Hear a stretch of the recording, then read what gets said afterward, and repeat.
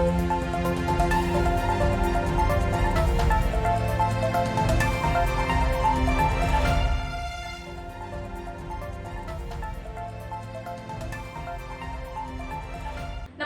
मैं काजल और आप देख रहे हैं बिहारी खबर प्रदेश।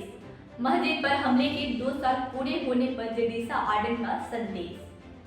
बांग्लादेश की आजादी का स्वर्ण जयंती समारोह, प्रधानमंत्री मोदी होंगे मुख्य अतिथि। श्रीलंका के खिलाफ पहले टेस्ट के लिए वेस्ट इंडीज टीम की घोषणा। होल्डर और डेन ब्रावो की वापसी। अफगानिस्तान में बम धमाका, 8 लोगों की मौत। ब्रिटेन के मंत्री ने किसान आंदोलन पर दी सफाई। आइए जानते हैं खबरों को विस्तार से। मस्जिद पर हमले के 2 साल पूरे होने पर जेनिसा आर्डन का संदेश। न्यूजीलैंड में क्राइस्ट चर्च में स्थित मस्जिद पर हुए हमले के 2 साल पूरे होने पर प्रधानमंत्री जेनिसा आर्डन ने संदेश दिया है कि मुसलमान समुदाय को सहयोग करना देश का कर्तव्य है। जेनिसा आर्डन ने कहा कि वह शब्दों के जरिए इस नुकसान की भरपाई नहीं कर सकती है। उल्लेखनीय है कि 15 मार्च 2019 को क्राइस्ट चर्च में स्थित मस्जिद में अज्ञात बंदूकधारियों ने हमला कर दिया था। इस हमले में 51 लोगों की मौत हो गई थी और सैकड़ों लोग घायल भी हो गए थे। उस दिन को याद करते हुए टेमेल आटा कोबुंगू ने बताया कि उनके 3 साल के बच्चे की मौत हो गई थी और वो आज भी इस दर्द को महसूस कर सकते हैं। टेमेल के मुंह, हाथों और पैरों में गोलियां लगी थी। उन्होंने कहा कि यह करिश्मा था कि वो बच गया। उल्लेखनीय है कि अल नूर मस्जिद और लीनवुड इस्लामिक सेंटर पर हमला करने के तुरंत बाद मुख्य आरोपी ब्रिटेन टेरेट को गिरफ्तार कर लिया गया था। उस पर 51 लोगों की हत्या करने और 40 लोगों की हत्या करने का प्रयास करने का आरोप लगाया गया था। पिछले साल टेरेट को बिना पैरोल के उम्र कैद की सजा सुनाई गई है। बांग्लादेश की आजादी का स्वर्ण जयंती समारोह, प्रधानमंत्री मोदी होंगे मुख्य अतिथि। भारत के प्रधानमंत्री नरेंद्र मोदी बांग्लादेश की आजादी के स्वर्ण जयंती समारोह के मुख्य अतिथि होंगे। बांग्लादेश के विदेश मंत्री ए.के. अब्दुल मेमन ने शुक्रवार को यह जानकारी दी है। मेमन ने पत्रकारों से बात करते हुए बताया कि भारत के प्रधानमंत्री नरेंद्र मोदी के दौरे के समय किसी भी द्विपक्षीय मुद्दे पर बात नहीं की जाएगी। हम खुश हैं कि वो यहाँ आ रहे हैं। यह हमारी कूटनीति परिपक्वता का परिचय है। उन्होंने बताया कि कोरोना काल में भारतीय प्रधानमंत्री का यहाँ पहला बार दौरा होगा। बांग्लादेश की आजादी के स्वर्ण जयंती समारोह में अन्य देशों के राष्ट्रीय अध्यक्ष या प्रतिनिधि केवल ढाका आएंगे, लेकिन भारत के प्रधानमंत्री मोदी देश के प्रमुख स्थानों के दौरे भी करेंगे।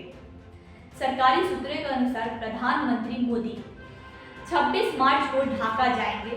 अगले दिन वह सतखीरा और गोपालगंज ओराकांडी के हिंदू मंदिर के दौरे करेंगे। बांग्लादेश की आजादी के 50वें वर्षगांठ के अवसर पर बांग्लादेश की सरकार ने 10 दिवसीय कार्यक्रम का आयोजन किया है। यह 17 से 26 मार्च तक होगा। इस कार्यक्रम में श्रीलंका, नेपाल, भूटान और मालदीव आदि देशों के राष्ट्रीय अध्यक्ष या प्रधानमंत्रियों को भी आमंत्रित किया गया है। श्रीलंका के खिलाफ पहले टेस्ट के लिए वेस्ट इंडीज टीम की घोषणा। होल्डर और डेन ब्रावो की वापसी। क्रिकेट वेस्ट इंडीज की चयन समिति ने श्रीलंका के खिलाफ 2 मैच की टेस्ट श्रृंखला के पहले मैच के लिए राष्ट्रीय टीम की घोषणा कर दी है। टीम के कई ऐसे खिलाड़ी को बरकरार रखा गया है जिन्होंने हाल ही में बांग्लादेश के खिलाफ 2 मैचों की टेस्ट श्रृंखला में 2-0 से जीत हासिल की थी। वहीं जेसन होल्डर और बाएं हाथ के बल्लेबाज डेन ब्रावो की टेस्ट टीम में वापसी हुई है। पहला टेस्ट मैच 21 से 25 मार्च तक सर विवियन रिच स्टेडियम में खेला जाएगा। अफगानिस्तान में बम धमाका, 8 लोगों की मौत। अफगानिस्तान के पश्चिम हेरात प्रांत में शुक्रवार देर रात बम धमाका होने से 8 लोगों की मौत हो गई, साथ ही 47 लोग घायल भी हो गए।